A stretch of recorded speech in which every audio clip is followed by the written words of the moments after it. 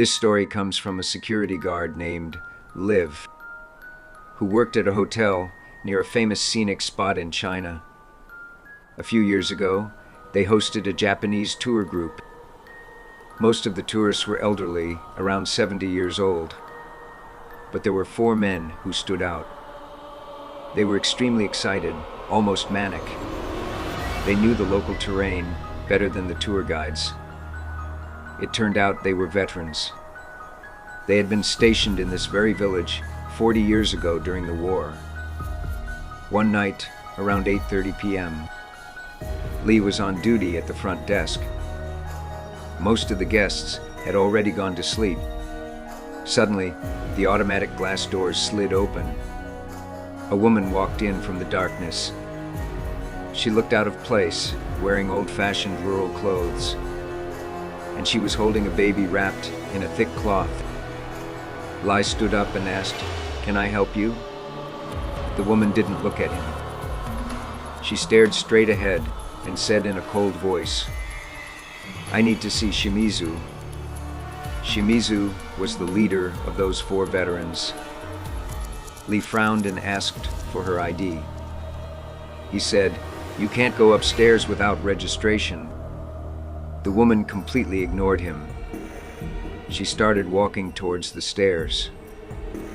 Lee rushed out from behind the counter to stop her. He grabbed her arm, but he said it felt like grabbing a block of ice. It was hard, cold, and stiff, and she was incredibly strong. She shoved Lee aside with just one arm. The baby in her arms suddenly turned its head and bit Lee on the hand. Lee cried out in pain and let go. In that split second, the woman vanished up the stairs. Lee was terrified, but he grabbed his baton. He radioed for backup and chased after her. He ran all the way to the 3rd floor. The hallway was empty and silent. He checked the stairwell. Nothing. Suddenly, a terrifying scream shattered the silence. It came from the room at the end of the hall, Shimizu's room.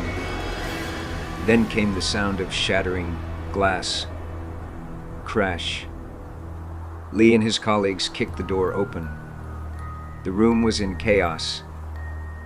The window was broken, wind blowing the curtains. Old Shimizu was lying on the floor, in a pool of blood. His body was covered in deep cuts, as if he had been slashed by broken glass. But he was still conscious, eyes wide with terror. He was pointing at the empty corner of the room, screaming, "She found me! She found me!" They rushed him to the hospital. On the way, the old man started confessing. He said 40 years ago, right here in this village, he and his squad had committed a terrible crime. He had killed a young mother and her baby. He thought he had escaped his past. He thought he could come back as a tourist. But the ghosts of this land never forgot. He died in the hospital that night. The official cause was blood loss from the glass cuts, but Lee saw the body report later. There were bite marks on the old man's neck. Small ones, exactly the size of a newborn baby's mouth. Karma doesn't have an expiration date, and some debts must be paid in blood.